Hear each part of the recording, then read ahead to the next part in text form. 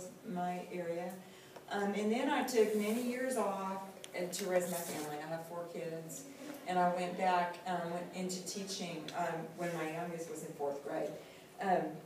But I was laughing with my mother the other night. My mother's 90, almost 93, and sharp. Man, she's sharp. I just love talking to her.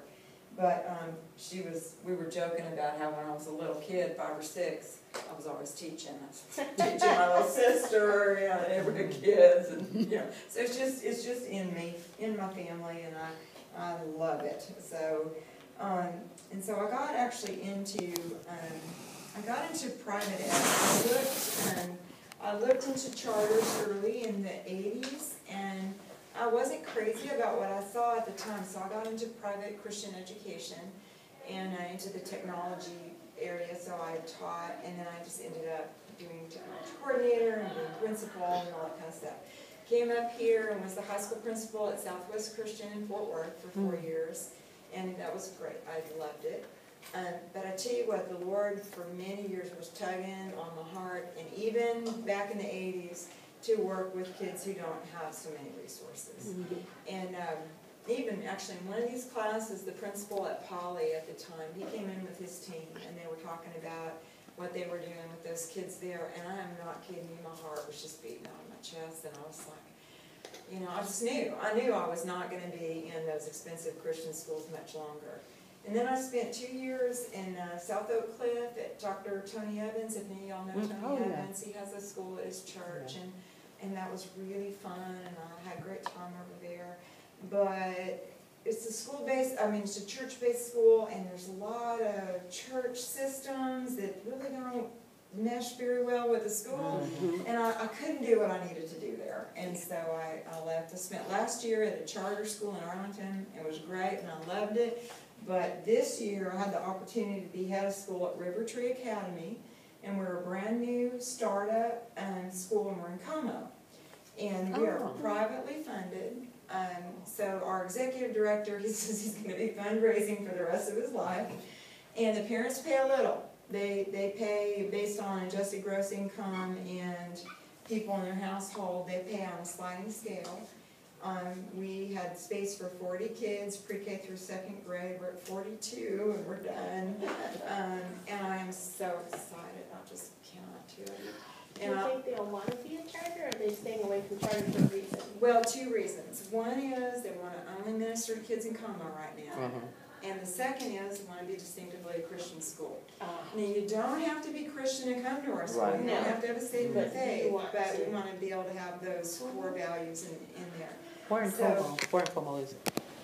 Well, it used to be, years ago, it was the Masonic Lodge. Yeah. And then the green building, 2-story building, and it was Burn Ministry. Dr. Randy Brown's been living in Como for about 11 years, and he's been doing summer camps after school, and now they're just growing it into a school. I'm pretty sure. Now, what street is that on? It's on Bonnell. Yeah. Okay, I'm thinking the right place then. Yeah, Bonnell. Yeah, they come by. I mean, we're transforming it, and I mean, I probably look kind of wrung out. We've been working so hard, and we are waiting for 2 more little things from the city in the morning. We got all the teacher stuff stacked on the tables, you know, and we can't get in the rooms yet. So I'm hoping tomorrow, because school starts on Monday.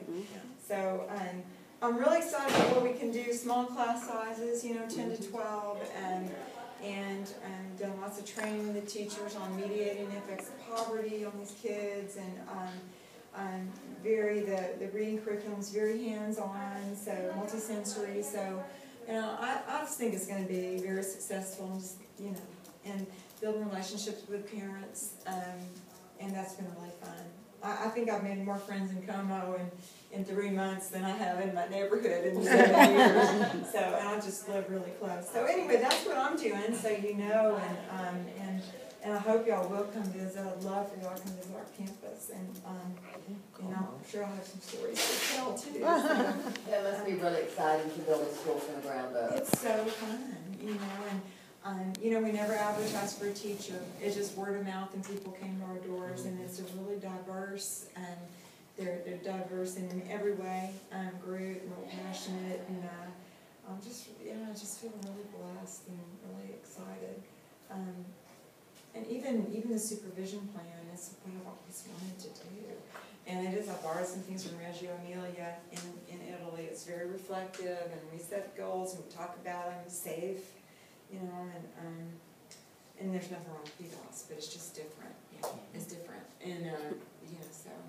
The long-term vision, the next, block, on Bonnell is, we've bought the whole block, and it'll be a pre-K 5 campus there, and then they've bought, used to be a golf course called Timberview Golf Club, and it's being converted into a sustainable agriculture farm.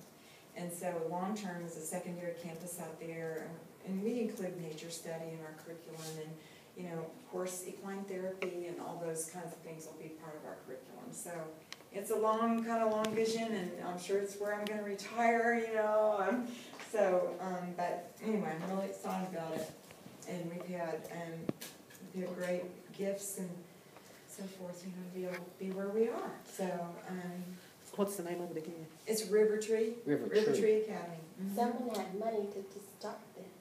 You know, this is one of the miraculous things, really. We have not had a day of school, and I think the Terrence Butler and the other people, they raised $1 million last year. Wow. Yeah. And we need to raise about probably 600,000 this year. Somebody asked me, what's your accountability system? And I said, well, you know, when people are giving you their money, you know, it's like, yeah, Yes. I'm accountable to make this good. So, but of course, we'll do testing and all of it. Anyway, so. Wow. There's hope. Yeah. Yes.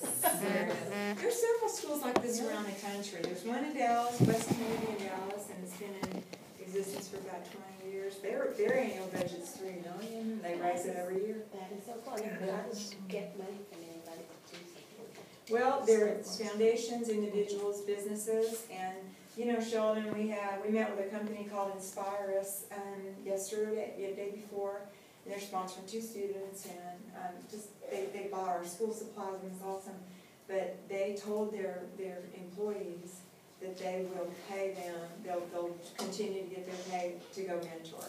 And that, as you know, that's one of the hang-ups with mentoring, is companies don't give the people time off. And just, man, I loved hearing that, you know, and it's not only at our school, it's because we know mentoring makes a huge difference, it really does. So, what I'd like to do tonight, I'd like to go over the syllabus in detail, and let's see if there's any holes in it, and any problems with it, and we'll iron them out. Okay, yes ma'am. I don't have to. Oh, sure, yeah. And we'll make as many selections and so forth as we can tonight. May I Yes. have one? Oh, sure, I handed you. I printed. I just printed mine. That's all. Thank you. And before we do that, a couple of things I would, I love, I'm gonna borrow Dr. Curtin's phrase of taming technology. I love that phrase. And I know in my cohort, and I won't name any names, but there are people shopping, you know, and I mean, I understand, and I know we're all busy. And I know some of us are running schools, and we've got families. And, you know, if you need to return a text message, do what you need to do to manage your life. But I also know that phone is like a dopamine drip. It really is. It is. Yeah. There's research. When you get that little message, oh, you know, and you can answer it. So I'll put mine aside, and I'll probably only check it once, and I turn mine off. y'all do what you need to do. Let's say Okay? no, I turn it Okay, off. do what you need to do. And then I know if you want to bring food, you can eat at any time that you want to eat. And then I think we have the option, we can take a break, or we can go through and go early, and I don't think it has to be the same every time. You know, so, do you guys have a preference though?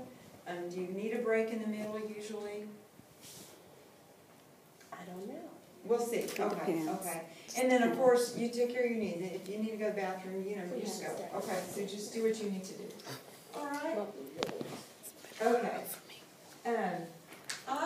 I love this course, and I also am so, it's fun for me because I teach a similar course for Concordia, and that class is all online, and it's real compressed. It's 5-week intense course, but a lot of it overlaps, which is really fun. So a lot of this I've been looking at pretty hard for a year, and so we're going to be looking at trends and theories and practice as well. So I know we we have somebody in here who's early childhood, and they're probably not here tonight. We've got somebody who's into early childhood, and not ringing a bell, that's what I was told. They may not have kept going this year. Well, it could be me. Could be you, okay. Because just like I have all of these little, I've taught PK through college. I was high school, secondary, and then I got to Oak Cliff, and I had all these little babies, and I'm done. Could be me. I don't know, I teach in high school this year, but I do primary reading is like my passion. So Yeah. Could be you. Could be you. And you know, with universal preschool and everything coming, it's a very important and great field. So all the way up to higher ed, and I really want this course to be relevant to you. And if you have an assignment and you want to tailor it, you know, to what you're doing, we'll do it. You know, we'll make it work. Lots of analysis and evaluation. I can see you guys are real comfortable with each other, and I'm really excited about that. Okay, so let's look at our objectives. Learner will be well informed about current trends and issues and how they impact curriculum and instruction for a wide variety. So I know you're all kind of keyed in on your group, but I want us to be limber. I want us to think, because when you get in higher ed, it has a lot to do with what they were able to do in early childhood. Essential questions, and we'll do that a lot. I know in the past, the Understanding by Design framework has been a part of this class. It's not going to be as big a part now, but the essential question piece, I think, is really great. I love essential questions, and all they are is just big open-ended questions that don't have a yes or no answer. And the other thing I like about essential questions is they tend to tie disciplines together, you know, kind of those common threads and things. We'll examine strategies to promote higher-level thinking using technology and other innovations. So not just technology. The learner will identify and describe effective approaches and applications for integrating technology, including use of the internet, into curriculum across content areas. And even though, you know, technology's been pretty firmly embedded in education for a while now, I don't know, those of you who lead faculty, I'm sure you see what I see, which is that a lot of young teachers, they know how to use their technology to communicate and how to be entertained, but they don't necessarily know how to really have learner-centered technology integration. And so for me, when I'm looking at really good technology integration, it's engaging the student, whatever age they are. You know, they're motivated and they're engaged in doing things they really couldn't do as well without it. And then we'll use essential questions to examine the impact on learners and the learning of innovation, high-stakes testing, and the standards movement. And that's what we were just talking about a minute ago, Beth. Yes. It's like, you know, it's because they come disjoint worlds. Okay, so I took you down to one textbook. There were several, and I remember when I had the course, we really didn't do much with a couple of them. Kathy Davidson's book, I love. Have any of you been able to start on it? Probably not yet. I just call it Now You See It. I hope I brought it tonight. I'll call it Now You See It, and it's about the science of attention. And so, yeah, I don't have it with me, of course. So she looks at business as well as education as well as your personal life. And she talks about how technology has caused those things to blur so much. You know, and if you're like me, my workday never stops. You know, it just never stops.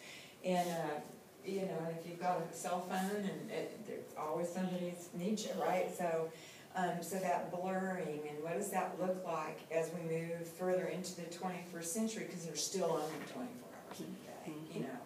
And so what do we do about all that blurring that's going on? And our company is going to be more flexible about letting you, you know, if you're working into the night, can you have time in the day, you know? So it's really legit, and it really bleeds over into school too. I mean, what are the hours an average teacher puts in at this point? It's insane. Yes. I don't think it's sustainable, honestly. But and then a principal on top of it, it's just crazy. Not doing Never a good job. ends. Not doing a good job. No. Yeah. Because it never So ends. it's something's got to give, and I don't know what it is, Work but smart. yeah, we got to work smarter. So we have that. And then from there, you're going to choose your own book to study and present, write about.